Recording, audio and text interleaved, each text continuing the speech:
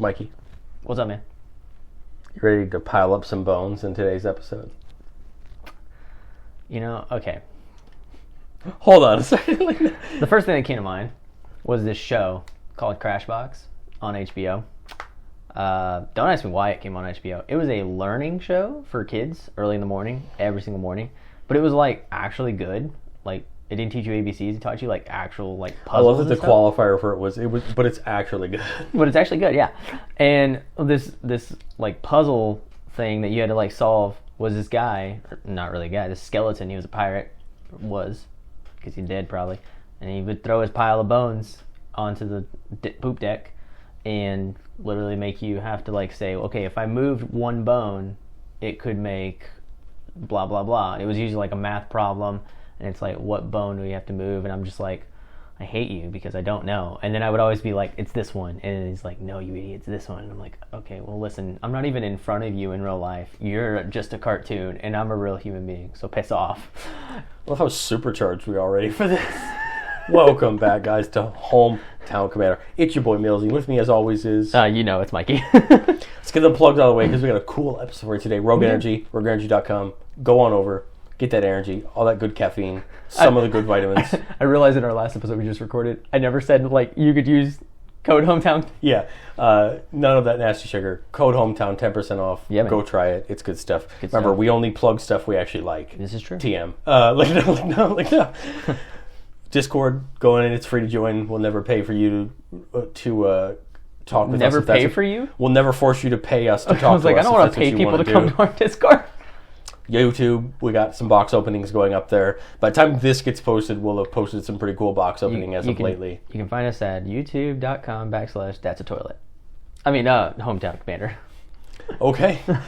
Today we've got a really cool idea.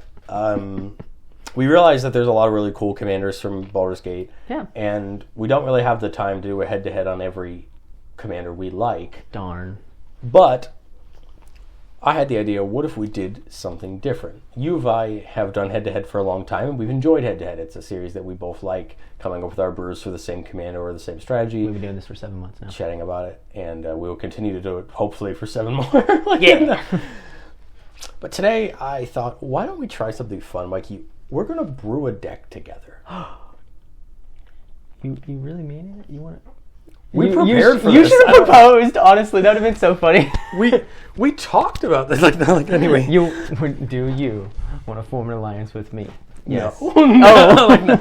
Never mind. So anyway, we have done our best to not prepare as much as possible. Yes, we both could have gone and, found the best cards for the deck and come in with a list, but we didn't want to do that. This is how the format's going to go. We're going to introduce the commander. Okay. Mikey, I am running our Moxfield page, so I'm going to be adding cards to the deck. Yep. You're going to be running Scryfall, so we can search up cards. It's right here, and figure out names of cards that we cannot remember, because as much as we try, we're not walking dictionaries and encyclopedias. Yes, exactly. You've realized that you're not an encyclopedia of magic. Then once we feel like we've established the cards that we think we need to add, we'll take a gander at the EDH rec page, see if we need to make any adds that we missed, and then we'll cut down to 100 and post our deck list. There you go. So, Mikey, the commander that we chose, and by we, I mean, I was like, hey, is this cool? And you're like, yes. And that is Myrkul, Lord of Bones. 4 white, black, green for a legendary creature god. As long as your life total is less than equal to half your starting life total, Myrkul, Lord of Bones, has indestructible. Whenever another non-token creature you control dies, you may exile it. If you do, create a token that's a copy of that card, except it's an enchantment and loses all other card types. So I think, Mikey, the first thing we need to do here before we start shotgunning cards into the ether here. Yes! Do we understand the effect? And we need to try to figure out where we're going to go with this. So the first thought I have, just on first read, is we have a lot of creatures that either make tokens or have constellation effects when enchantments come into the battlefield. I think that's something we should consider. The first creature that came to mind is Archon of Sun's Grace that makes Pegasi whenever we have enchantments enter the battlefield. It's not on cast, so when they come in for Myrkul, that's it'll make us tokens. We're in the perfect color for enchantments in white, and we're also in the second best color for enchantments, which is green. So we're going to have access to all of our tutors. We're going to have access to all of our generally good stuff like Sigil of the Antithrone, your enchantments that create tokens. So we've got all of that. I think the hardest part we're going to have to figure out is what creatures do we want to die and turn into enchantments? That might be the harder part. Yeah, for sure. So I would say, why don't we start with getting our payoffs? We'll get a few payoffs in. Maybe we'll start messing around with our mana base a little bit. Mm-hmm. And then maybe we can start trying to figure out what creatures we want to die and become token enchantments. Because remember, they come in as an enchantments. Then they're just enchantments, but they would still have every ability. So if they have a triggered ability that says, like whenever a land enters the battlefield, like if you had a landfall ability, it would still be able to go off. Yep. Any activated ability would still be there. It's just not going to be able to attack. And of course, we don't want to try to avoid creatures with attack abilities on them. Now, if they said when a creature you control attacks, that would be okay, because we could still get that. But we couldn't get when this creature attacks abilities. Although, if you think about it, we could still get them when they're on the battlefield. So we kind of need to toe this line of we need good creatures that are good when they're on the battlefield, but we need them to also be good when they leave. Now, remember, Myrkul says you may exile it. It does not say you have to. Yeah. So we could still pick some good value creatures that we don't mind reanimating or bringing back on the worst case scenario. Yeah. So for me, whenever I make an enchantment deck, the first card that goes in for me is Enlightened Tutor. That card's terrible. We're playing an enchantment deck. We may need to Swiss Army knife the enchantments that we get. So I think Enlightened Tutor is very good. I think, and we can always cut it later if we have too many spells, but I wouldn't mind throwing Idyllic Tutor in here. I think Idyllic Tutor is good. I think they're both really good. Yeah. Especially in an enchantment deck. Now, the big point that we're going to have to agree on here is, are we going to play any other tutors? I mean, if this is, I just want to be candid. If this is my deck, I'm putting D-Tutor and Vampiric Tutor in here. But it's up to you. Do you want to add them or do you not? I mean, yeah, we even put Worldly Tutor in there too, because technically it's also a creature deck. Oh, we most certainly do. I was going to get to there. I was starting with the black tutors, but yes. So I mean, if this is my deck, I'm putting Demonic Tutor, I'm putting Vamp Tutor, and I would put a Worldly Tutor. Now, I own a Sylvan Tutor, so I might run one just to double up my chances of getting a creature, but I really don't think we need it. No, I mean, maybe an Eladamri's Call, but... exactly, yeah, an Eladamri's Call or a... Yeah. Yeah, I think Eladamri's Call would be good. Again, another way to search out a creature. So I think this is a good start so far. So my first thing is I want to get into the payoffs I was talking about. So like Archon of Sun's Grace, I think is a big one. Constellation gives us tokens. And then even when it's an enchantment, we would still get Pegasus creatures you control have lifelink. So we would still get that ability even when it's an enchantment. Yep. The next thing that comes to mind is like Sigil of the Antithrone. I know it's not a creature that's going to become a... it's not a creature that's going to become an enchantment, but it's just a good enchantment. Whenever we cast an enchantment spell, we get a 4/4 angel. That's really good. That's what we want. Yeah. Now, the issue is with that is whenever you cast an enchantment, so it's not going to be helpful when we are using Myrkul's ability, but it's still good. I think the only good part here is we're probably going to play a fairly high enchantment count, I would imagine. Or we could. So I would say Sigil's a maybe. If we're going to play a higher enchantment count, I think it's worth it. If we don't, then maybe we take it out. If we play more creatures, then yeah. The next card is Sterling Grove. I think is perfect. Gives all of our enchantments Shroud. This is going to stop our opponents from removing our tokens that come in. I see that being really good. I would probably add like Wild Growth and Utopia Sprawl. I was about to say, we're playing green, so yeah, we need the... But these are not only those, but they're enchantments, so they're going to help us if we want to go the Constellation route to make tokens. I think that's not a And bad then idea. I kind of always, if I'm playing those two, I always play Fertile Ground. Yep. You can play Abundant Growth or those kind of things, but... Abundant... whatever that one is, the 1 mana green one. Yep. You always have you also have Overgrowth, but these are my favorite 3. I agree. Utopia Sprawl because it can fix us for any color. Yep. Wild Growth just becomes better, and Fertile Ground again fixes us. And if we're going to play any sort of enchantment synergy, all 3 of these are perfect. Now, we'll get into our conversations about our land base, but I mean we play Farseek, right? Yeah. Do you want to do me a favor? And on Scryfall, can you search up Constellation for me? Yeah. I think that's going to be a great keyword. We got 3 visits. Yeah. We got Nature's Lore. And then I will always add Rampant Growth, Cultivate, and Kodama's Reach. And if we decide to play less basics, we can always cut those back. But I think all of them are going to be really helpful. Our commander's 7 mana, so we need to get there. Unfortunately, we're not in the colors to play like... we're not in the colors to, unfortunately, play like Growth Spot or anything like that. But can you think of any other ramp that you'd want to play? No, those are I think to me those are the most important. We've got 6 ramp spells. Yeah, those are the ones that I would use. We've got 3 ramp enchantments. I think that's really good. That means we're gonna have 9 ramp sources. I think we've got that aren't in there already. I think that's going to give us a really good chance of hitting at least 1 in our opening hand. Yeah. So I think we could probably play with this a little more. Like if we want to play like the Cabal Coffers Urborg, I might throw in like a Crop Rotation or a Sylvan Scrying, but we can get there when we decide more on our lands. Okay. Okay, so we've got our ramp package sort of in there. We've got our tutors. We've got some ideas for maybe some routes we want to go. So my thought for Constellation is we're going to have a lot of enchantments entering the battlefield. Yes. And most of the Constellation cards that I can think off the top of my head, Doomwake Giant, Grim Guardian, are creatures, but their effects are fine even if they're enchantments on the battlefield under our control. So I like Doomwake Giant. Of course, Doomwake Giant says whenever an enchantment enters the battlefield under our control, our opponent's creatures get -1/-1. It's also when he enters the battlefield too, so I mean he's going to do it twice off of Myrkul, which is going to be great. Grim Guardian, is that his name, Grim Guardian? Grim Guardian. It's the guy with the mask on? Yes, beautiful card. It says whenever it comes, it or another enchantment enters the battlefield, each opponent loses a life. That's great. Hopefully we can take good advantage of that. I'm trying to think of other Constellation cards off the top of my head. You have the Wayfinder guy, the one that goes and gets you a land anytime an enchantment comes in. It's the... Is it like Nessian Wanderer? Yeah, let's take a look at that card. Whenever an enchantment enters a battlefield under your control, look at the top 3 cards of the library. You may reveal a land from among them and put it in your hand. Put the rest on the bottom. Is that something that's worth it? No. Okay. Because we have too much ramp anyway. Or we have enough ramp, I think. Okay. Do we want to like build up a creature?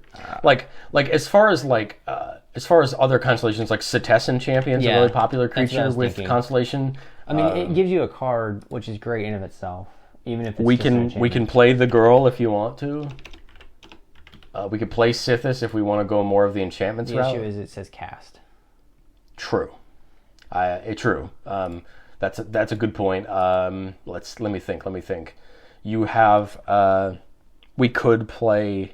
Well, I guess this is where we have to decide. Are we going to play more creatures or are we going to play more enchantments? Because if we're going to still lean towards enchantments as well, cards like Mesa Enchantress or Satyr, the guy that draws you a card whenever you play an enchantment, or Sithis, or Sanctum Weaver are still... Or Sanctum Weaver I think is still a good card no matter what. But I think we have to decide, are we going to play more into the Enchantress since we're going to get there anyway? Or are we going to try to lean heavier towards the creatures? I think we're going to lean more towards creatures. And I think it's because we're going to find some either ETBs or we're going to find some just some triggered abilities that are going to just be better, because I feel like most of the enchantment base is whenever we're playing enchantments and stuff like that. And a lot of the creature triggered abilities that I'm trying to think off the top of my head, just think about getting to just... I've got a couple ideas already, but so I like Sanctum Weaver. At X mana of any one color, where X is the number of enchantments you control. This helps us no matter what. Yeah. Because we're already going to be playing a few enchantments anyway. Myrkul's going to give us more enchantments. I think this is perfect. Yep. We could consider Sphere of Safety if you wanted to, since we're going to have more enchantments anyway to be slight protection. Yeah. That's something we could look at. Now, we have one card that I could think of that could be a potential... that could be a potential finisher if we can get a lot of our creatures back. And that's Starfield of Nyx. It's an enchantment that says at the beginning of your upkeep you may return an enchantment from your graveyard back to the battlefield. But it's a more important ability. It says, as long as you control 5 or more enchantments, each other non-aura enchantment you control is a creature in addition to its other types and has base power and toughness equal to its CMC. That's kind of what I was about to look up. Like, what cards do similar effects to that of like make when you create the token that's a copy of a creature, it should retain its CMC. So this would allow, because you're creating a copy of the card, and the CMC is an inherent ability of the card. The only thing we'd have to be careful of is trying not to, if we're going to go the Starfield of Nyx route, we just got to be a little bit wary of X creature spells, like a Stone's Coil Serpent or anything like that. We shouldn't play those, but we could play. I'm trying to think of what we would use, and I can't think of any. I just mean that it's a consideration we have to keep in mind. Yes. So I'll add Starfield of Nyx for now. It's a potential idea as far as a finisher, because if we have enchantments and creatures that came back as enchantments, we now have a way to potentially finish the game. Do we have anything that we want to use to make tokens? I mean, the big token producers I can think of, Avenger of Zendikar, Scootswarm, Mycoloth. You have these cards that are going to make tokens when they're down, and then when they die, we bring them back as an enchantment, and they will continue to make us tokens. Like, is that something that we want to play into? I think if it has a good trigger ability or a good ETB, I think like AOZ is definitely a card that we need. Because it's kind of what we want, right? Yeah. Avenger of Zendikar is we're going to get tokens the first time, and Yep. then when it dies, we're going to get tokens again the second time when it comes in. Unfortunately, we can't play any of the other any of the Omnaths, because like we couldn't play like 2-color Omnath here or anything like that. No. We could play Scootswarm if we want to go that route. I just don't know that we're going to pay off it enough. No, especially since Scootswarm is well. Like, are there any landfall abilities you could think of in black that like or white or green that would be really good to take advantage of here? Maybe I was gonna say Lotus Cobra, but I was like, I mean, it's a good early game for sure. Well, it ramps, right? Yeah. It's a ramp piece, and then if it dies, it's just an enchantment that gives us landfall. Yeah. So I think that's worth it. Yeah. Myrkul does not say once per turn. It just says non-token creature. Yeah. So if we got board wiped, all of those would come back. I mean, Myrkul's ability would still go off even if it dies. Yeah. So we could bring our entire board back as enchantments. But if you're also at 20 health or less, it would stay indestructible. Yeah. Now we could also give it indestructible as well through other means. We could play a heroic intervention or something like that if we were worried about it. I think at least heroic intervention is worth it, because if Myrkul isn't out, it will protect all of our permanents. Yes. If we're going to go the creatures route, I would probably play a flawless maneuver. Yes. Just to protect our creatures as well. Now, when Myrkul's out, we don't want to play either of them. We want to let them die so we can bring them back. But we do want the protection for when they're not there. Do we want to play like a sack outlet or two? So we can... It would be good. The question is, what sack outlet benefits us the most? I mean, if you want to go for mana, of course, you have Phyrexian Altar, you have Ashnod's Altar for mana. Is that what we want, or do we want? I'm thinking like just a Vasir Seer, maybe. Okay, and that wouldn't be bad, because if it dies, it comes back as an enchantment. Exactly, and we can still sack a creature and do Vasir Seer stuff. Do we like? I think we have to figure out how are we looking to win. Do we play big dumb green stuff to win? Sorry, or do we play combo? Moxfield is currently taking its time. This happens from time to time. It does, doesn't it?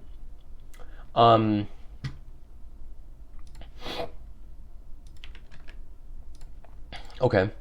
So yeah, do we play the big dumb green stuff to win? Do we try to combo piece?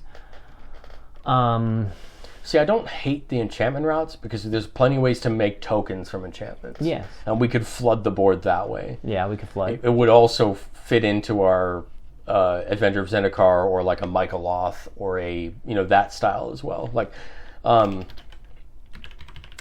isn't another bad one as far as token producers go. When it comes in, you sack any number of creatures, and it gets 2+1/+1 counters for each creature you sacrifice. And at the beginning of your upkeep, you get counters for each token for each counter that's on it.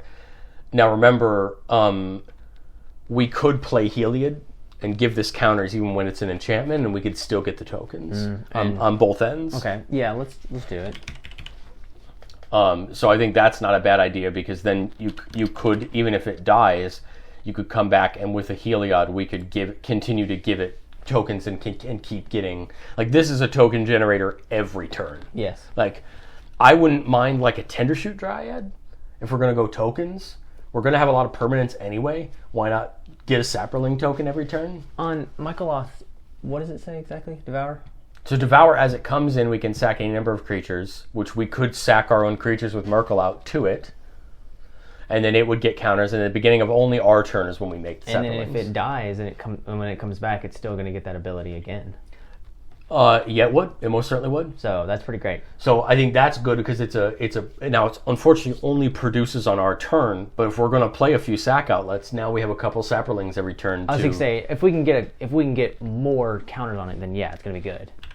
I like the idea of, like, if we're going to play a little bit creaturey, why not play a little bit into like the aristocrat style, since we want to anyway. Why not play something like Tendershoot Dryad? At the beginning of each upkeep, we make a Saproling, and Saprolings get +2/+2 as long as we have the City's Blessing. We're going to have the City's Blessing most of the time. We should. So I think Tendershoot Dryad is great, because even if someone kills it while it's out, we get it back. Or we could, sacrifice it once Myrkul's out, and then it becomes even harder to touch, right? Yep.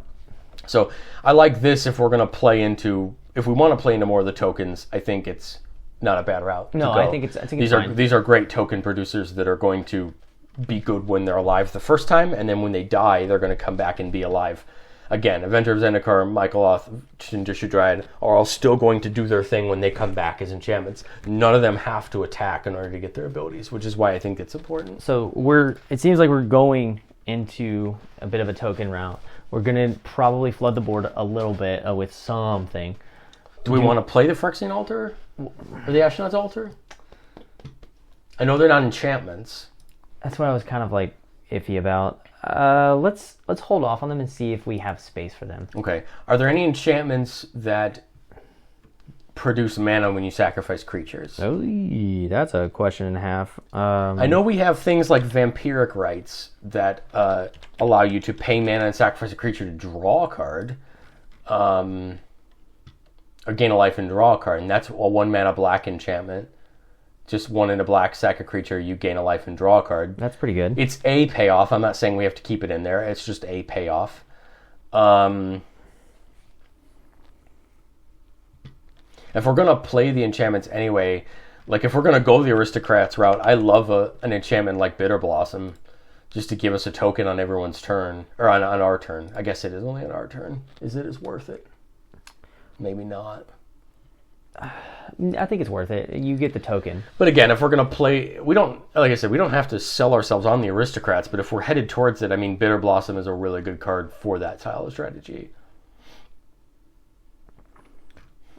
Give me 1 second. I'm trying to look. The good thing about Setessan Champion is if it comes back as an enchantment, we still draw a card and put a counter on it. That's exactly what I'm So thinking. it still actually actively does something.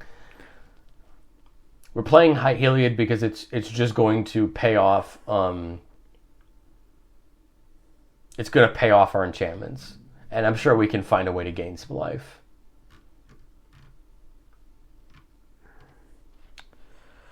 I'm trying to think. Are there any other really good creatures that I would want to come back as an enchantment?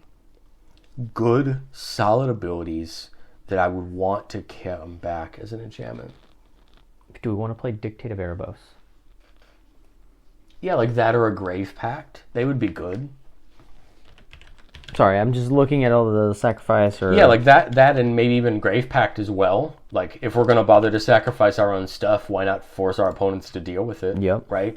I think it's worth playing Grave Pact and Dictate of Erebos to just make sure that we have a better chance of that ability, right?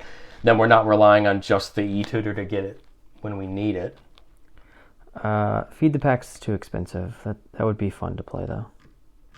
It's a 6 mana. We got to remember, we're in white and green, we're in white and black, and we're in green and white.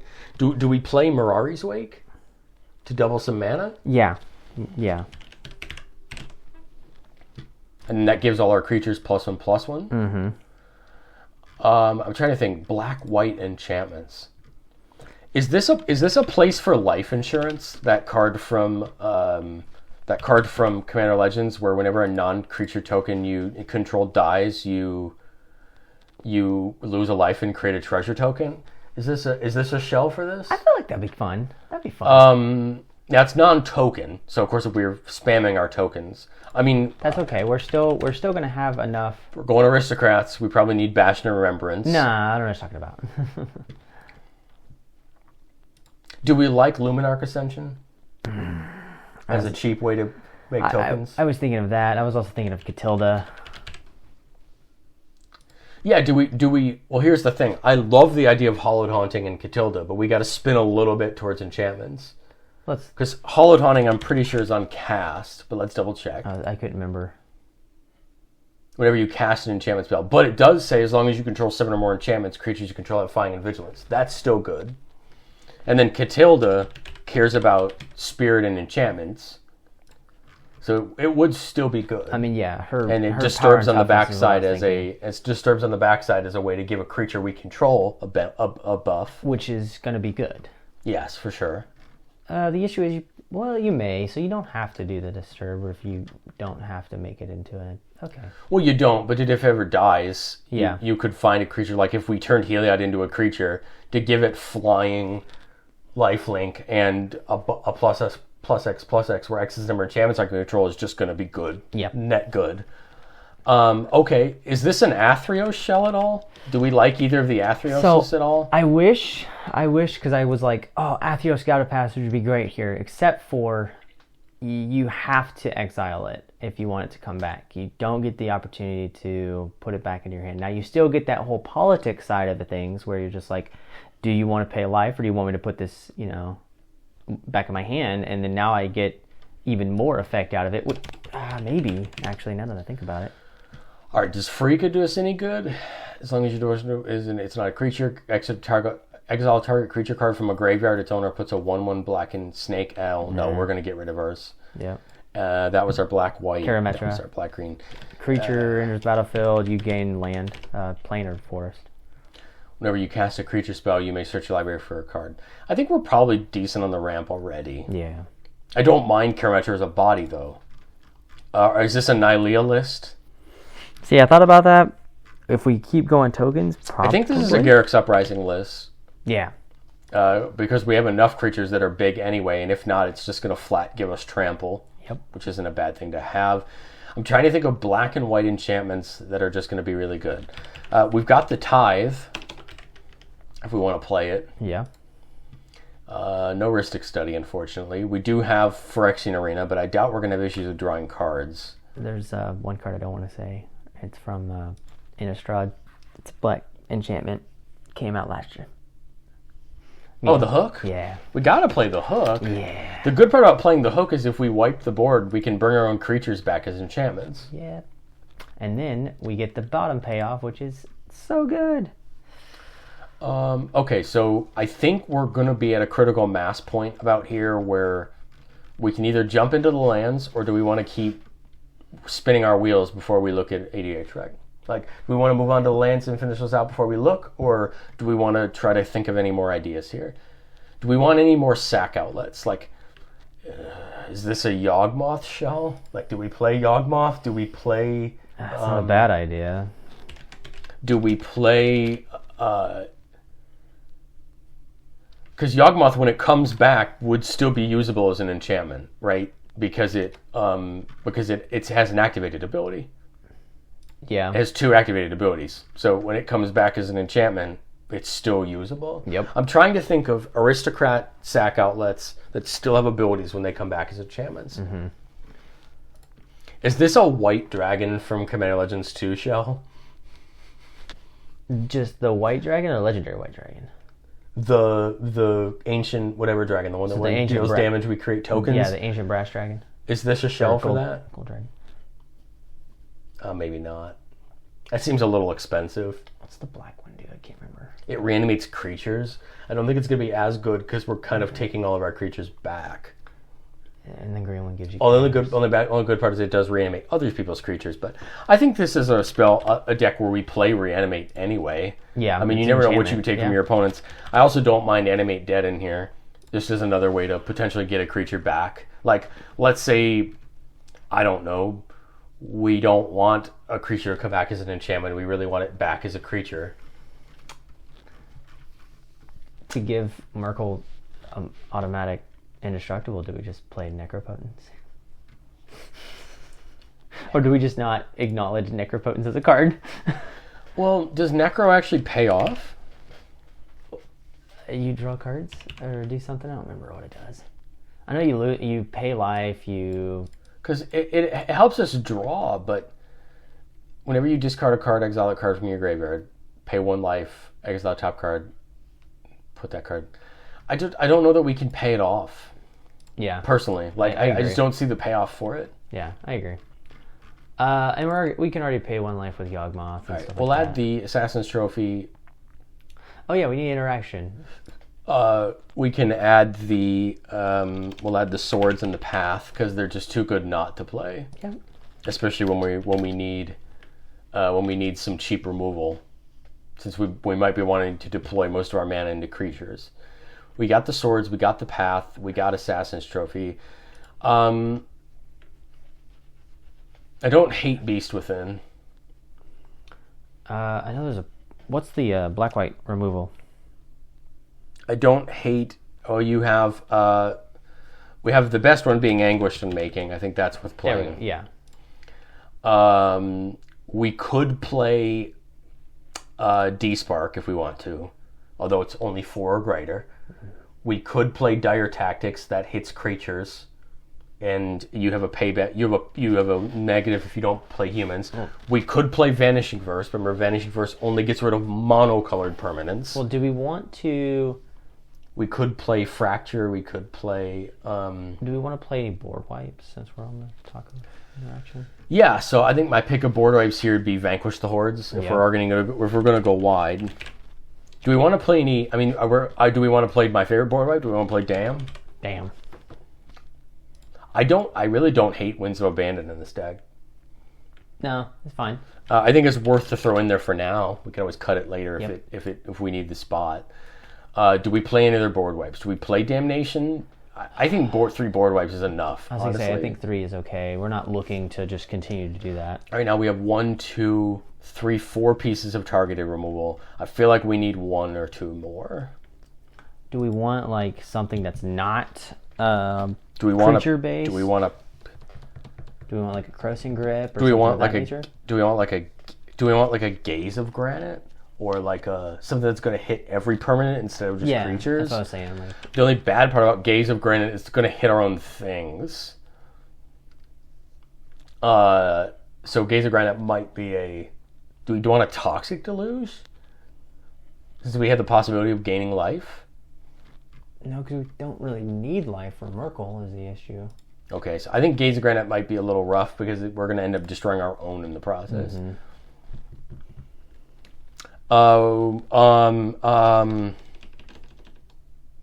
We could like Cleansing Nova. It's a board wipe that gets either all creatures or all artifacts and enchantments, but I don't know how often is that going to come back on us. As I say, that the thing is, I'm trying to figure out like what destroys artifacts and enchantments that doesn't help or doesn't hurt us. Are we just playing Farewell? Oh.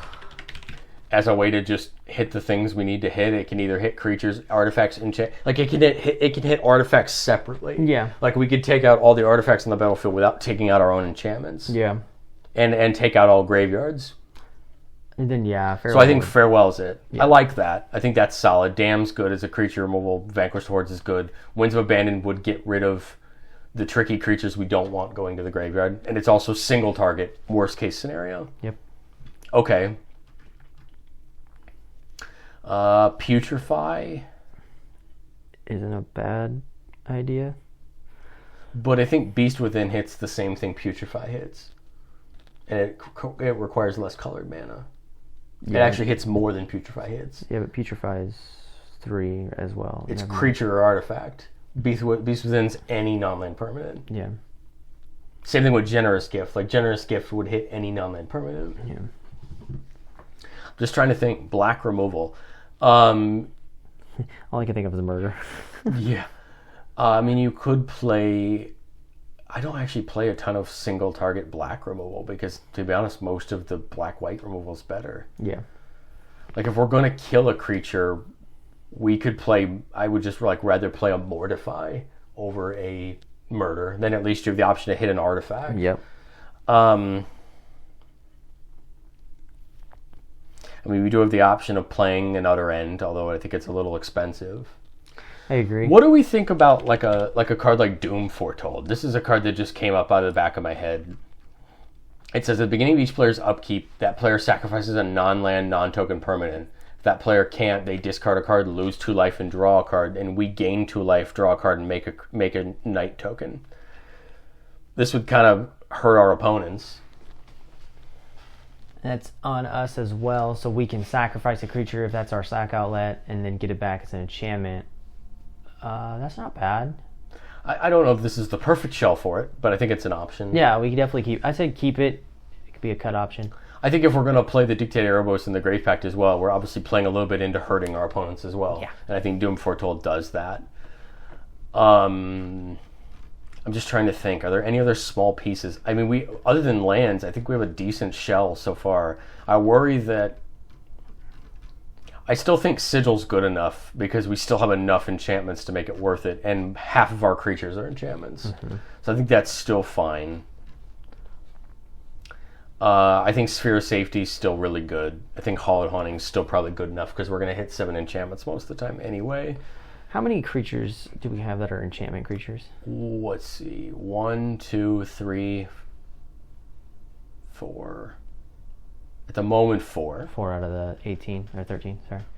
Okay, which means right now in our current list we have 25 enchantments total. Okay. If we don't move around or add any more in, so that's a quarter of our deck. I think that's. Well, I'm just thinking like, do we add Sithis to it with that many enchantments? Well, the only thing that would be good about adding Sithis is we could add a few more enchantments, utility enchantments. We could add a paladin class. We could add like a cleric class. We could pay a teeny bit more into the life gain. We could also look into some more utility enchantments that either destroy things or gain us more benefit. Like there's a few more things. Like I mean we haven't looked at Sylvan Library, but it is something we could throw in on the top end. This is the reason why I asked, are we going to play into Enchantment Matters? Because if we are, I think we could pull this deck that way, and it would probably add some value. I think if it's me, I'm playing this more Enchantment Matters, and all my creatures are just creatures that are going to be good both when they're on the battlefield and when they're as enchantments. Yeah, that's what I was kind of thinking about. Was like what creatures... I don't know that I'm playing as many Enchantress effects, but I think I'm playing a lot of like Constellation and that kind of effects. And I'm also playing things that care about how many enchantments I have, because I feel like we're going to get there. Yeah. Like we could play an Ancestral Mask or an All That Glitters, because we're gonna get there.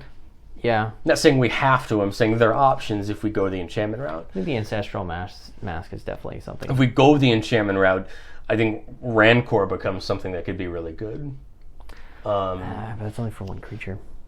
Nylea, we could play the Nylea that reduces creature spells, or we could play the Nylea that gives all our creatures trample.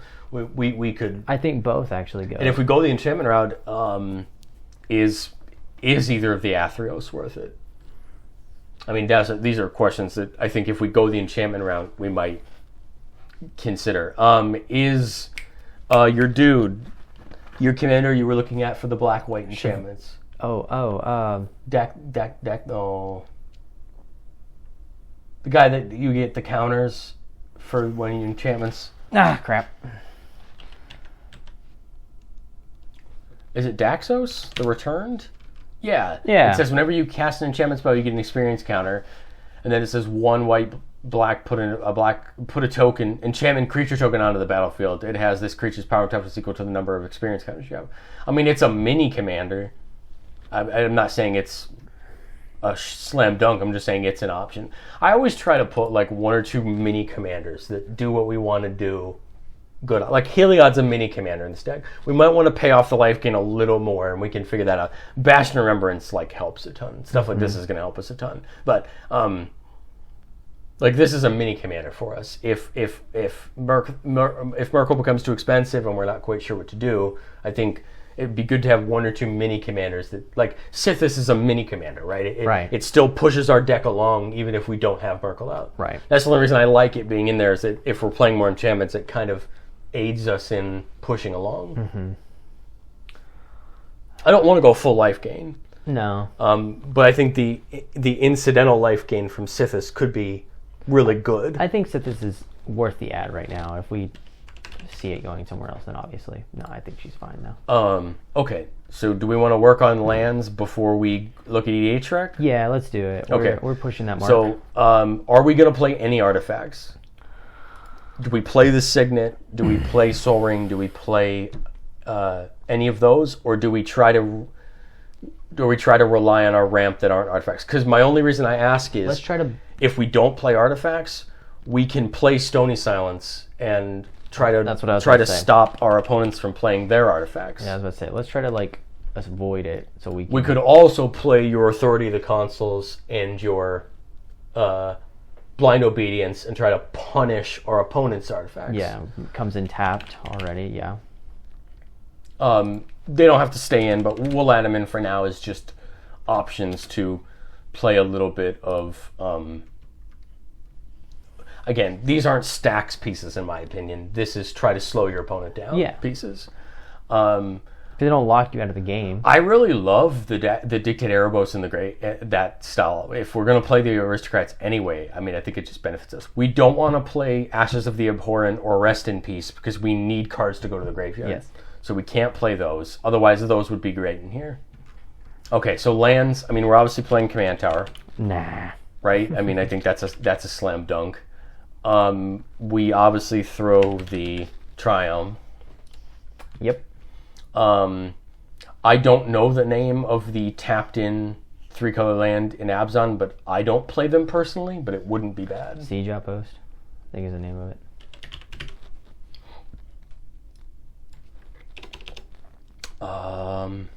I don't know the name of it. I think it's SIG Outpost.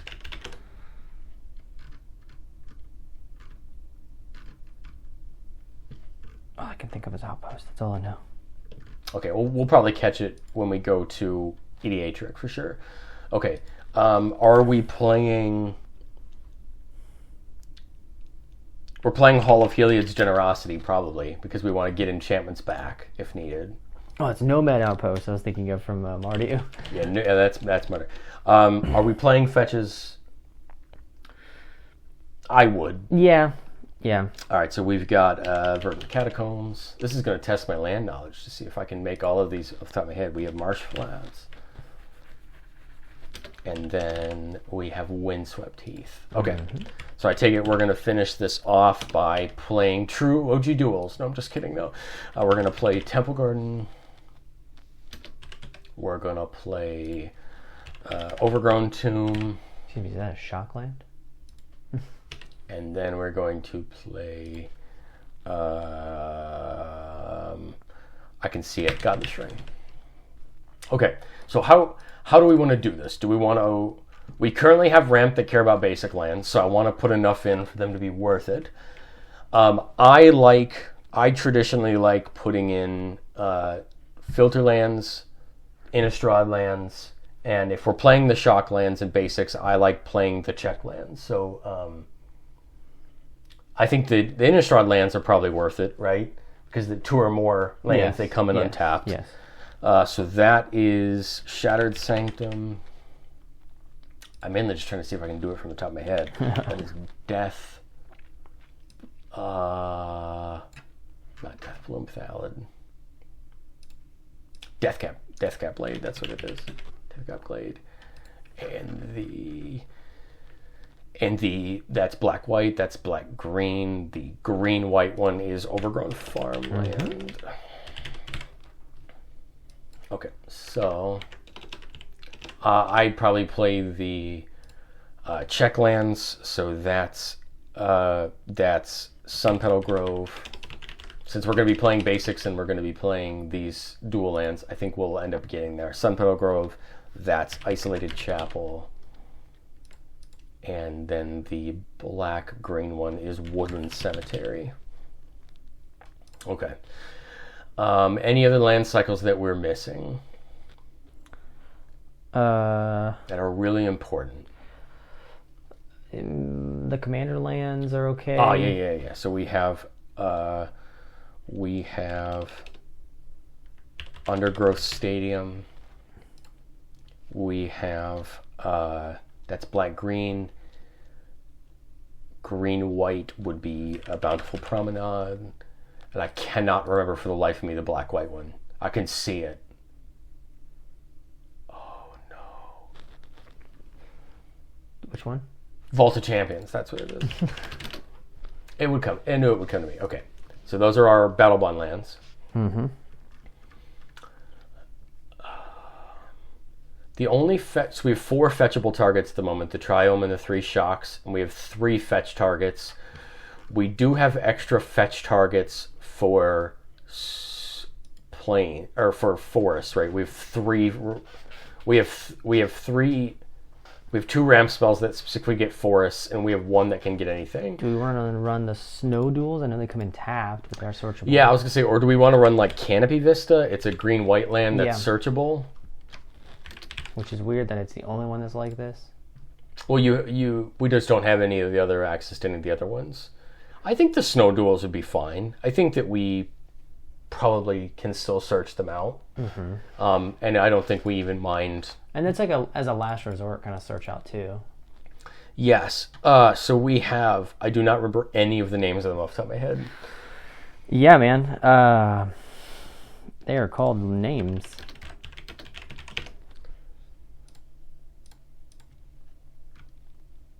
We have Arctic Treeline. I don't play them enough to know them off the top of my head. Yeah, same. We have Woodland Chasm. And we have Snowfield Sinkhole. Okay, so we're at 22 lands. I'd say let's add,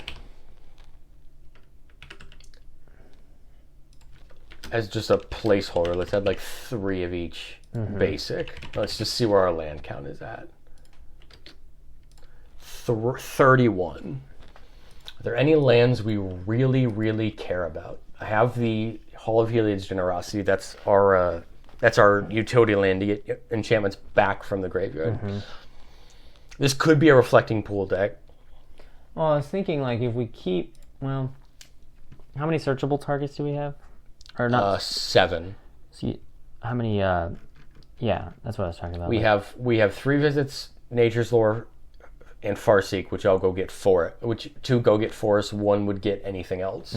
So we could still go get any of the non-forest types. And we have Kodama's Reach, we have Cultivate, and we have Rampant Growth. And we have Rampant Growth. So we're playing, I want to make sure we play enough basics to always have enough as far as that goes. I think we could even go down to 2 each but I think we'd need a good reason. I think 3 is fine, and we can, if the color percentage count for like swamp or plains, and we can see that down at the bottom. So we're pretty heavy into plains and forest more than black, but we don't know that yet, right? We haven't gotten closer. Right. We might be a Reflecting Pool deck.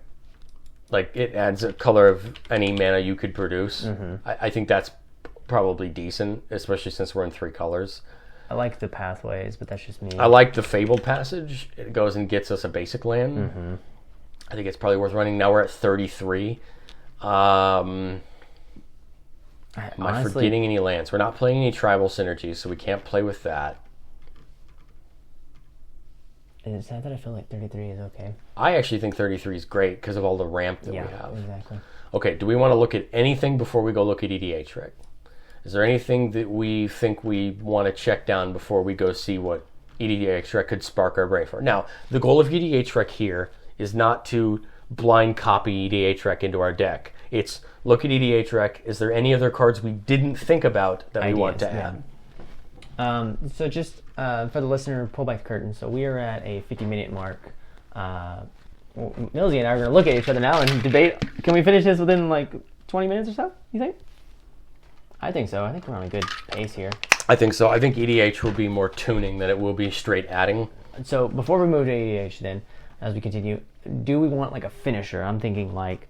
You're talking Craterhoof? I'm thinking like a Craterhoof. Do we want that? Triumph? Do we want like like Craterhoof comes in twice. If it comes in and then it comes in again after it dies. That's true. That's actually a really good point. And then stuff like why do I always forget the pigs? Enrays. I think they're worth adding for now. If we're going to go the tokens route, they become even better. Right.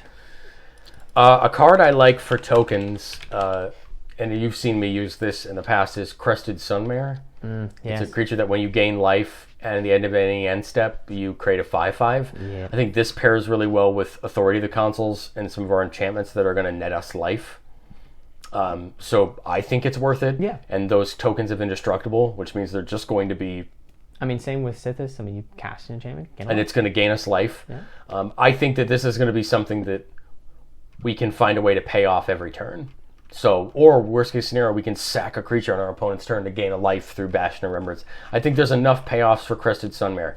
Now, we could play a card like the Valkyrie that makes an angel if you gain so much life, or we could play a card like, it's the white enchantment that if you gain enough life, you make a bird token. So I was thinking But about those. I don't know if we can get there consistently. Right. I don't want to go gain I think life. Luminarch Ascension would be fine. Yeah. Because we can actually dump mana into it. Yes. And we will be able to consistently get it. I don't know if... I don't think those check life at the end things will help us that much. Because like we're the not only looking thing for I life. think would be maybe like Archangel of Thune. Like we could pay that off, but I don't know that we can pay off the rest of it. But anyway, all right. So we're at 98 cards. Oh boy. I think we've got a pretty solid shell. What I think EDH Rector is going to do is it's going to help us. Let's probably shoot to get to 115, 110, and then we can start making some decisions as we cut. All right, so we've got Myrkul. I just love that. There's a video here that says, let's roll some bones. Oh, gosh. Do we care about combos? I don't think so. I don't care. Okay. We'll find them if we need them. So I'm gonna move down the EDH Rec page as we go. Mikey, we're just gonna both look at this together. Is there anything that stands out of something we care about? I don't want that card, but man, it might be good to put the Archivist of Ogre. I actually honestly don't think it gets a spot. Really? I really think we should pay, like I totally forgot about Eidolon of Blossoms. That's worth the spot. Yes. So we'll add that in because that is an enchantment that also has Constellation. So yes. that's killer. Okay. I didn't even think of that. We didn't go too deep on our Constellation search. Yes. So that makes sense. So we see here the Sun's Grace, we see the Doomwake Giant. So we're on the right page. It looks like Sphere of Safety's here. It looks like people are thinking the same way we are. I know why Devoted Druid's on the here is because they're gonna pay it off with other things. I don't like it. I think we have other cards. Okay. It is a good combo. Sarah Seer. Yeah. Anointed Perception's an option if we want to double tokens. I do like Destiny Spinner though. We could create 2 token copies of our enchantments that come back. We most certainly could. Because it is copy the tokens. I think Doubling Season might be a little expensive. I was about to say, does that mean that we put that in? I like Destiny Spinner. Yeah. It's going to protect our enchantment spells, and it's also going to let us animate lands where X is the number of enchantments we control. That could be a finisher if we have enough mana. Yeah. Okay, we'll keep going. I have no want to play Elishnorn. Do we want to play a Johnny's Chosen whenever you animate? So it has Constellation ability to give us tokens. I mean, we can put it in there. Might as well see if it fits. And it will come in, and it'll go off when our enchantments come back. Yeah. So we see Grim Guardian. Kisa, if a creature opponent controls to die, exile it instead. Beginning of your upkeep, put all creature cards exiled within on the battlefield under your control. They gain Decayed. The problem is Myrkul says creatures we control to... Oh, creatures we control die, not creatures we own. When are we going to be taking creatures, though? But Geese isn't a terrible for that. I don't think the payoff's worth it, but I'm just saying I didn't think of that. Yeah. Are we playing the Blood Artist of the Zulaport? I was going to say Blood Artist. Well, actually, Zulaport is better because it's every opponent, not just target player, like Blood Artist is. Yep. Then I think Zulaport's the clear better of the two. Then let's do Zulaport. Because it's still going to get that static ability or the activated. And if it comes ability. back, it's an enchantment. I think I prefer Zulaport to Blood Artist because it's each opponent and not target player. And it's going to get around Shroud. It's going to get around, if anybody's playing anything like that. Do we play Weaver of Harmony to double Myrkul? Either that, or I was thinking, do we also play that big baby boy dragon right there? I do like Belladros, and we got to get there anyway. We're going up to 7, aren't we? I like Weaver of Harmony. Let me make sure this works. Copy target activated or triggered ability you control from an enchantment source. You choose new targets for the copy. Myrkul is not an enchantment. Oh, it's dumb.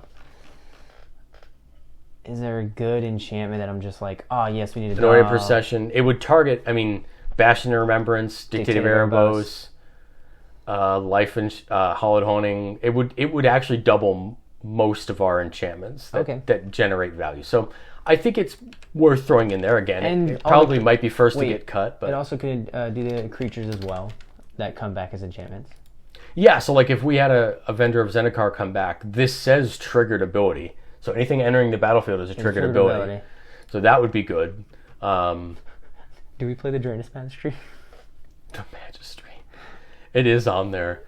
It comes back.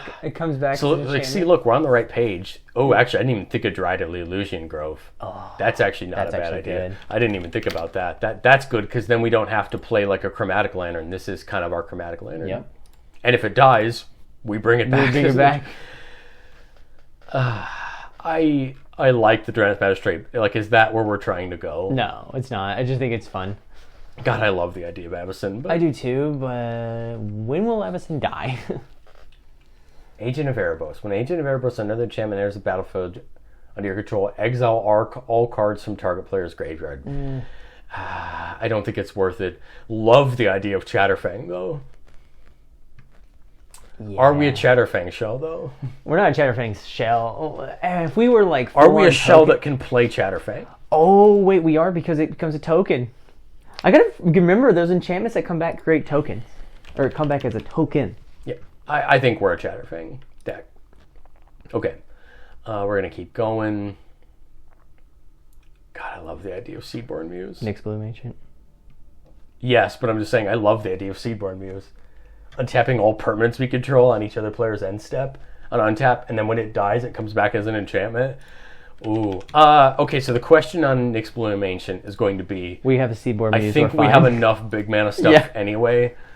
Okay, we're going into the enchantments. Teferi's Protection. Those are called instants? This is labeled as... Oh, I haven't switched over yet.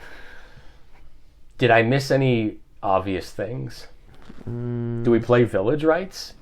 Sack a creature, draw 2 cards? I think it's okay. Well, yeah... No, I think it's okay. Do we play Second Harvest? For each token you control, create a token that's copy of that permanent? The only downside is any of our legendary creatures come back as legendary, so we wouldn't get a copy of them. Even though it says lose all card types? It does say lose all card types, doesn't it? Yes! So they wouldn't be legendary. Oh my gosh! Okay, so we'll put in a second. That kind of honestly makes me want to play Parallel Lives and Doubling Season more, but right. we'll get there when we get there. Oh my gosh. Okay, Myrkul is actually pretty dumb. This is great. I love this deck. Anyway, do we see anything that makes us really love do we see anything that makes us really want? Not really. What does crop rotation do? We can sack a land and go get a land of our choice. Okay. Not as good as I think it would be. No, it's fine. We passed on Toxic's Deluge. Do we play Torment Hellfire as a finisher? Yeah. Do we play Eerie Ultimatum? No, because we're going to exile anything anyway. So I think Torment Hellfire is fine as a finisher, just to add it and see if we can keep it kind of thing. crazy idea. Go for it. I'm looking at sorceries, and we have Eldritch Evolution. It's because it says sack a creature, go get a creature with X plus 2 CMC, and put it on the battlefield. Yeah. This would allow us to trade a smaller creature up for a bigger creature and bring it back with Myrkul. Yep. The bad part is we can't play the enchantment that allows you to do it because it's type driven, and we're not playing enough travel synergies to make it a thing. Vindicate sorcery seed removal. I don't really love it. I love the idea of culling ritual. We just can't because we're going to run the risk of killing our own things. Yep. I like Finale. I just don't think we've got enough finishers. Yeah. I mean, maybe you Finale into Crater, which is great. We're full stop avoiding the artifacts. We're going to keep going. Yep. Parallel Lives and Doubling Season both on here. Man, I feel like it would just be so cool. The only good part about Doubling Season is we are playing a little bit of +1/+1 counter synergy with Heliod. So if we choose to keep that, Doubling Season would actually give us double the value. Might as well add Doubling Season at least. Because we're going to get the double of the token no matter what. Okay. I think Doubling Season's just a good... Unfortunately, it's kind of the end game. Could you imagine having 2 Sithis? Okay. Oh, that's even the best part. Sithis dies and it comes back as an enchantment. That's what I'm saying. Oh, man. I love this deck already. Sylvan Library. Is it worth... I almost think we're not going to have trouble. Nah, I think we'll be fine. Do we play Evolutionary Leap? That's kind of interesting. Green, sack a creature, reveal cards from the top of your library until you reveal a creature, put that creature into your hand. It's another sack outlet, but it replaces it. And we're playing a ton of creatures, which means we're probably going to hit that fairly often. Also note that we don't have to sack a non-token creature. So if we needed a creature card to play... We can sack one of our tokens, random tokens. Is this a Cryptolith Rite deck? To give us more mana? No, we have mana. But if we're going to make the tokens, why not use Cryptolith Rite to make them tap for a mana of any color? Why not? Like, is that worth it? Like, I think so. If we're going to be getting that many tokens, I mean, does it help us go off quicker? Does it push our strategy? You know what I mean? Like, this is the question we need to be asked. It definitely does push us faster. So yeah. Okay. I love the idea of Aura Shards, but I think we're a little bit past that. Yeah. Transistor's Presence, do we need it? Do we need card draw? We do need card draw. It was a rhetorical question. Well, I mean, I was thinking about it. I was like, I think the only card draw that we really have is like Sithis and... other Constellation cards. So it would actually be good. Yeah. For sure. We got Bastion in there. We got Animate Dead, which we might even cut if need be. Mm-hmm. Do we want to play Darksteel Mutation, Kenrith's Transformation? Do we want to play Oubliette and be really nasty? Do we want to play any of those removals? If we're going to play hard into enchantments? Do we cut a Winds of Abandon or a board wipe and put in 1 or 2 single target enchantment removal? Because remember, it counts as an enchantment, it counts as an enchantment cast, and there are some nasty, like, have you ever read Oubliette? Mm-hmm. It's great. Oubliette's nasty. It's a great card. Oubliette takes out commanders. Yeah. And you can't even, like... do anything about it. You're done. I like that and Darksteel. I think those would be the 2 that I would I was about to say at least Darksteel, because I like Darksteel. I like what it does. And we're at 117, so we need to be really careful with what we're adding now, because we're going to have to make a giant amount of cuts. Creature enters the battlefield under your control, put a +1 counter each creature you control. Whenever a non-creature you control dies, create a 1/1 spirit. That's Abzan Ascendancy. That's not bad, because it's kind of... It isn't. Whenever a non-creature you control dies. Well, if we're going to play the Aristocrats anyway, I think it earns its spot. Yeah. Okay. Planeswalkers... I mean, the only one I'd consider to be Liliana, but I don't think it's really worth it. Okay, utility lands, Urborg and Yavimaya, but we're not paying them off. Mm-hmm. Phyrexian Tower actually isn't terrible if we're going to bother to... I like it. If we're going to bother to be sacking creatures. And if we can sack a regular creature to Phyrexian Tower and get the copy from Myrkul. Yep. So we can talk about what to cut down in a second for The lands. swamp, probably. Do we play Boseiju? I thought about it. So, yeah. I think it's probably good enough. It's kind of a jack of all trades removal spell and a land. It's basically becoming a staple for sure. I don't know that. Do we want the coffers Urborg combo? No. Do we want to? I own a Sarah's Sanctum, but it's probably a little too expensive to put in this deck. But it's pretty good. Add a white for each enchantment you control. Yeah. We're avoiding mana artifacts. And let's see, are there any lands that we forgot? Exotic Orchard, actually not terrible. Sandsept Citadel. Citadel. Is it worth it? Yeah, because, I mean, your access to the 3 colors you're wanting is just what you need, I think. Okay. I like it. We could probably cut a basic land each for those two. Yeah. Is there anything else that really wants us? We can avoid the pain lands. We won't need them. We can avoid the temples. I don't think we're going to need them. We're playing the Fabled Passage. You don't want to play the dual lands? Just kidding. I think I'm going to avoid the OG duels here. And I don't think the filter lands are going to be... Yeah, no, I think we're good on the land. Okay, so we're at 121. Oh, boy. I think we can cut a couple lands. So right now, before we make cuts, we're primarily white and green. Let's cut everything. So I'd say cut a swamp. Well, I was going to say let's cut everything but lands first. Just in Well, I case mean, that we have 35 lands. Well, just in case... What I'm saying is just in case that changes when we cut, like, creatures and stuff like that. Okay. I'll cut a swamp just for sure. Because I think we can. Since it's the least right now before we cut. Yeah. It's probably going to be the least. I definitely agree with that. Okay. So what I generally like to do for cutting cards, and you can tell me how you approach this, I go section by section, and I try to pick 1 or 2 cards that are the least important of all of them, and I go through and then see where I'm at number-wise. I kind of do basically the same thing. Okay. So what creatures here are the least important? We do have a ton of sack outlets. Do we need... Is Viscera Seer the most important? Because like Yawgmoth is a sack outlet that gives us a lot.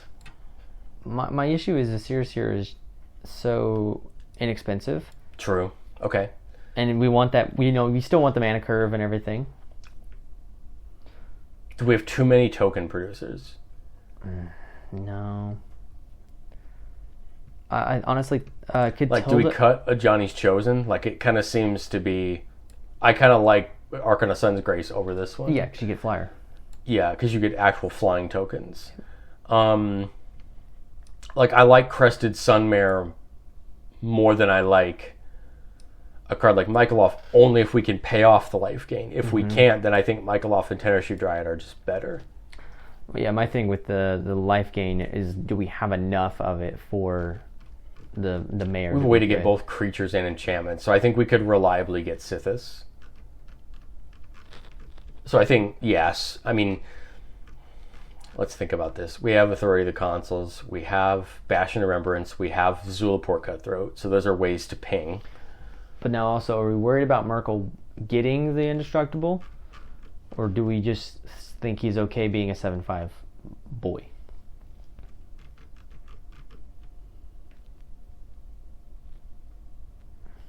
That's a good question. That's a really good question. Because I mean, I know we have ways of paying life through Yawgmoth and Beladros. That's true. And we also have, we also do have a couple protection spells as well. I think that Myrkul is going to work a lot like Beladros does in this list, where you work up to it and then you just ramp off from there. You know what I mean? We're going to be getting value on the way up, and then when we hit Myrkul, we're going to be paying off our value. Right. You know what I mean? So I think we're okay. I think we're okay on that. I guess, should we put Crested Sun Mayor on the sideboard for now?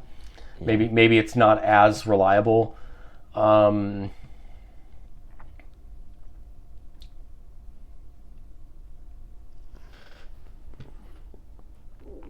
kind of really like keeping the creature count high, because we want them to make the enchantments, right? We need them to make the enchantments, otherwise we're defeating the whole point of our commander. Right. So we've been 2 creatures already. I think that's good for now. All right, sorceries. I think we have an abundance of ramp. Do we want to cut Cultivate or Kadama's Reach? Yeah, we can cut one of them for sure. Do you have a preference? I mean, I generally tend to just keep Kadama's Reach. They both do the same. Okay, so we'll cut one of them. I think we keep Kadama's Reach because Kadama. I think we cut Winds of Abandon. I want to agree. I want to agree. It's a finisher, man. We have 1, 2, 3 board wipes, which I think is good. We have. Do we cut Reanimate for Animate Dead, because Animate Dead gets on our theme of enchantments? Do we need 2 reanimation spells? No, I think we're good with just Animate Dead. And remember, we can, with something like Hall of Heliod's Generosity, we can bring Animate Dead back. Yep. Okay, so we've dropped a couple cards there. Let's move to an instance. This is tough. I think all of these are really good. I think we can possibly cut... We can't cut the creature tutors because we have too many creatures. Do we cut Vamp Tutor? No, I think the... we need the removal more than we think we do. You think the Anguish Awakening is fine? I only want to because these 2 are going to hit anything. Path and Swords are going to hit creatures. And I like diversifying removal. If we do have to cut something like that, my only thing is I'd probably cut Swords. I know, like, it is great, but giving my opponent life rather than giving them 1 land, I feel like is just... I think I would cut... Okay. But that's just me. That's my opinion on the matter, of course. I mean, like, yeah, people will disagree all the day long, but... Maybe we side Anguish and Making for now. We do have a ton of other removal, and maybe we see... Because, well, here's the other thing about cutting Swords or Plow is we have those couple pieces of creature removal as enchantments. True. So maybe we cut Swords for now, because that's the life gain. We still have Path, and we still have I think Path, Assassin's Trophy and Anguish Making. So we're still keeping our removal diversified. Remember, we're playing Darksteel Mutation and Oubliette to get rid of creatures. Okay. So we'll move into enchantments. We still need to cut 14 cards. I think we need to cut a couple here. I think Vampiric Rites goes for now. Yeah. I kind of want to cut Starfield and Nyx. Really? I don't... Starfield, the only issue with Starfield with Nyx is you run yourself into getting demolished by a board wipe. Yeah. And so this is the only reason I don't like it. Oh, because your enchantments stay as creatures, is that correct? They most certainly do. Okay, then yeah, get them out of here. Yeah, that's the only reason I don't like it. So I'm going to go top to bottom. I like it. This pays off. Bitter Blossom may be a potential cut. I like Blind Obedience too much to not. Cryptothrite is good since we're going for tokens. Darksteel's good. Erebos is good. Doomfro Toad may be a cut. Doubling Season should stay. The Presence should stay. Evolutionary Leap might be a cut. I like Foreground. I guess Garruk's Uprising could be a cut since we're not playing that many big creatures. I like the Grave Pact. We need to keep the foot on the gas. I guess Life Insurance could be a cut. No, Life Insurance like fine. I like Luminarch. I like the Mirari's Wake. I guess Sigil. I can't see Sigil being a cut now. We have too many enchantments. Yeah. Smothering Ties, Fear Safety, Sterling Grove stays, Stony Silence stays, Meat Hook stays. Although we could cut a board wipe for Meat Hook. Utopia Sprawl and Wild Growth stay. Let's cut the Uprising. I think so. I just don't think we have enough creatures to pay it off. Let's also cut... We could cut a board wipe for Meat Hook. Because remember, we do have Meat Hook that is a board wipe. Is it? Does Meat Hook just do creatures? -X till end turn. Nah. Vanquish the Hordes and Damn both do creatures. And Farewell, I think we keep because it's multifaceted. Right. I kind of like Vanquish the Hordes over Damn, and the only reason is because this is going to get reduced more often than Damn will. Yeah, no. So I think I like cutting Damn for now. Yep, Damn. Super Damn. What's the next enchantment we cut? I like the Leap, though. I really do. I do, too. That's why I was like, I don't want to... This is the deck for... Do we cut Bitter Blossom? I think we... That's what I was about to say. I think we cut Bitter Blossom. My issue is Bitter Blossom's so cheap. Yes, but I think it... I think we can still get there with the big We spells. need the core slots to be open, and I think Bitter Blossom doesn't do enough. Right. Grave Pact. What are you doing again? Grave Pact is Dictate Erebos. It's the same thing. Yep, never mind. Whenever creature you control is put into a graveyard from the battlefield, each other player sacks a creature. Life Insurance. Do we gain life off of it? We lose a life and create a treasure. Oh, man. Do we cut the life insurance? That's what I was thinking. I don't know. I think we've got ourselves out of it.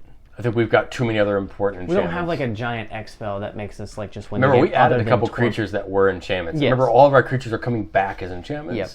I like the Hallowed Hunting. I think it's worth it. I think we're going to have enough enchantments to make it worth it. And remember, we're going to hit 7 or more enchantments every game. Mm-hmm. So I think we will have all of our creatures having flying and vigilance. So we don't need to play I don't think we need to play a Inspiring Leader or a Intangible Virtue to give our tokens a bonus, because I think we're going to get that flying and vigilance every time. Yeah.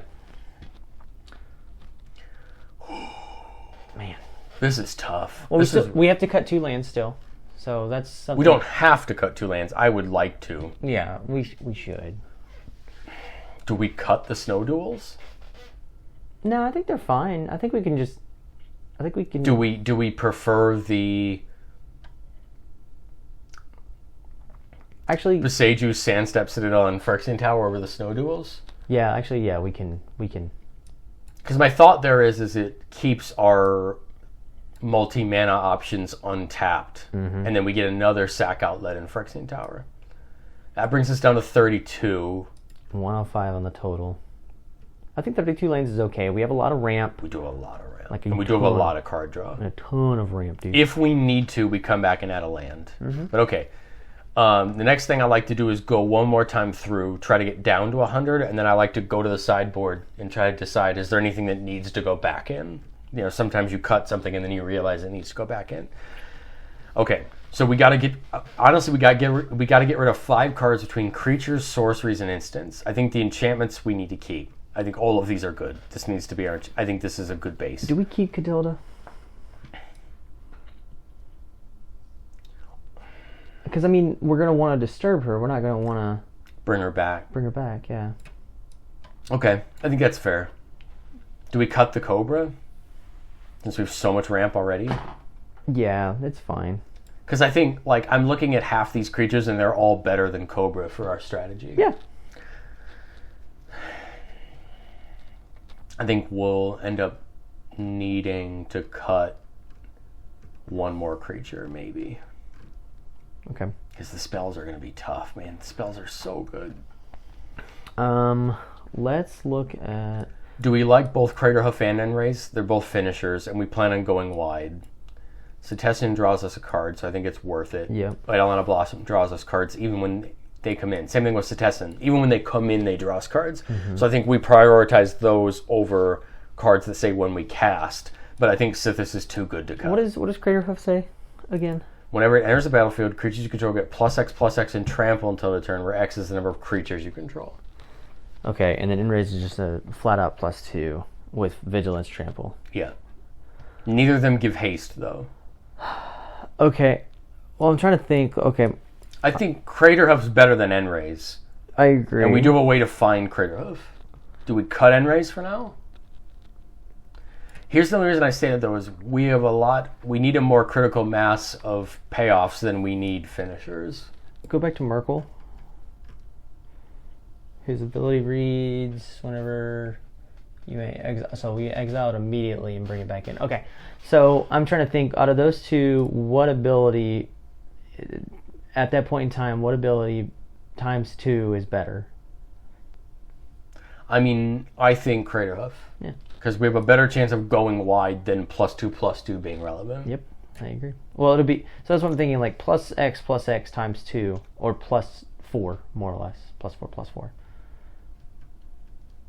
21 creatures. I feel like that's good. Yeah. Especially if we want to play into this leap, we're going to need enough creatures. Okay, spells. We really ideally need to cut 2, but there is the possibility to cut another enchantment if need be. Did we cut the V-Tutor? The V-Tutor? That's what I'm thinking. Yeah, sideboard.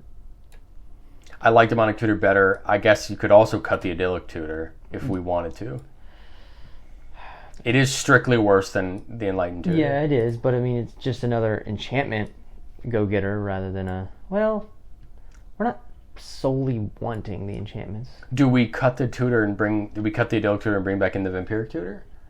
Do we keep a couple of our tutors more general? Yeah. Since it goes and gets anything? Yeah. Dang it, that put us at 100. Yeah, I know. I don't want to cut the ramp, especially not. No, the ramp is there. The ramp. I really like the idea of Eldritch Evolution, but maybe we don't pay it off enough. Well, it only pays off once is the only issue. True. It does only pay off once. Whereas a birthing pod would pay off more than once, but we don't want to play artifacts, so we can't go birthing pod. Right. So maybe we cut. Do we cut Eldritch Evolution? Yes, then? because Torment Hellfire is a finisher, and we have a way to get a lot of mana. Oh, do we want to play the Gauntlet of Arms to match with our Sanctum Weaver for infinite mana? What is the Gauntlet of Arms? Our Gauntlet of Light, I think it is. Gauntlet of Life is an aura that says enchant creature gets 2 and a white to untap. With Sanctum Weaver, if you have enough enchantments, it's infinite mana. I feel like it's probably worth it. Yeah. I know that we now have to cut another card, but it is a really good combo. Well, we can still cut the Eldritch Evolution. Okay, so now we're down to 101. And because we're playing into the. Do we cut the Anguish they're making since we're playing some more creature? I don't want our creature removal to only be our enchantments. I feel like the Path to Exile being a piece of creature removal is really good.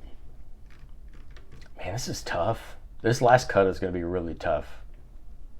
I don't want to get rid of Seedborn Muse. We have the Darkstone mutation. Do we have any other enchantment removal? Oh, creature removal? Yeah. We have Oubliette. I like Oubliette because it will get rid of commanders. Yeah. And that's something that will be really important in certain matchups. As much as I love Darksteel, I think we're okay with cutting it. Because you aren't necessarily getting rid of the creature. It's just more or less transforming. And if you get rid of that enchantment, it comes back.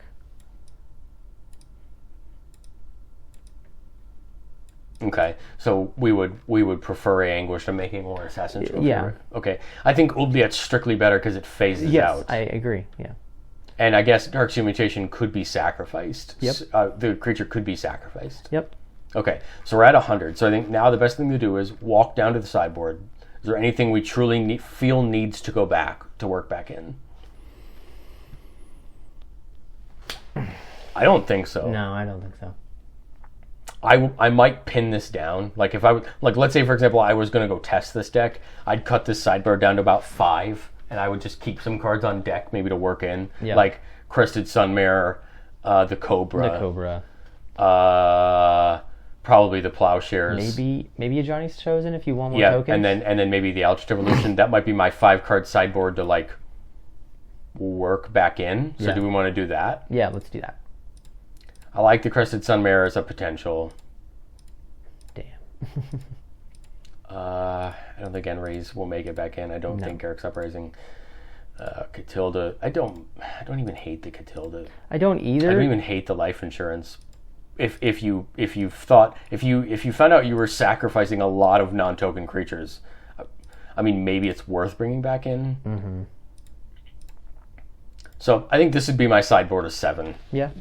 Johnny's Chosen, Crested Sun Mayor, Eldritch Evolution, Catilda, Life Insurance, Lotus Cobra, Swords. I think those are 7 cards that are worth having on the backup to work back in. If you ever thought that if you don't see enough removal, maybe you throw the Plowshares back in. You know, if you find we're getting swamped with other things and not enough of other things, you know, maybe we work back in. Catilda, I like Catilda because it's 2 things. It's a creature and it's an enchantment. Yep. Are our basic lands in the right number? So Let's see. 3, 3, and... White 37%, green 51%, Jeez. swamp 29%. That swapped. 4-3-1 maybe? That's what I was thinking. Although I doubt we'll have any issues with green mana, to be honest. But I think I like 4-3-1. Well, because most of our ramp is in green is my only thing, so... And more of our enchantments are in white than they are in black. And more of our enchantments are in green than they are in black. Yeah. So that's important. Same thing with our... Most of our spells are in green and white. The ones that are in black, we're already going to be targeting our dual lands anyway. So I think, like when we talk about centering in a color, we're clearly centered in green, and we're clearly second in white. Yeah. So I think that makes a ton of sense. And that's why I think Canopy Vista is worth it here, because it fits into our 2 main colors. It does. It definitely does. Okay. Well, man, I think we got a deck to ship, baby. This is awesome, dude. Well, I I think that it would only be the most fun if one of us pilots this deck. So I'm going to print this off and I'm going to try it. Yeah. Bring it to the table. I have a sneaking suspicion I'm really going to like Myrkul. So I thought about building into him as well. I like this deck because it's partially my style, partially your style. Yeah. I see a lot of my choices for Enchantress decks in here. I see a lot of your choices for Enchantress in here. I think your idea of... I think if this is just me, I'd probably spin this completely Enchantress and probably play... I'd still play the token producing, but I don't know that I would have gone more into the Aristocrats. I like that you had that idea because I think it's going to push the deck forward in value. Of course, I know that it's a terrible barometer for decks, but I have cards I really like in this deck, which makes me really happy. There are cards in this deck that I've been meaning to play that I haven't had a chance to play in a while. Seedborn Muse. I actually have not put Farewell in a deck yet, so that's kind of cool. You're always looking for somewhere to put Doomwing Giant. For sure. I like Second Harvest. It's a card I keep meaning to play, and it keeps getting cut.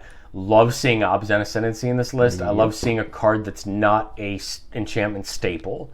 Like, I love Doom Foretold. Doom Foretold might be the first enchantment to get cut, though, but I like it. I do too. You know what I mean? I think it's got some good value. I love the Stony Silence play because this is going to allow us to shut down our opponents.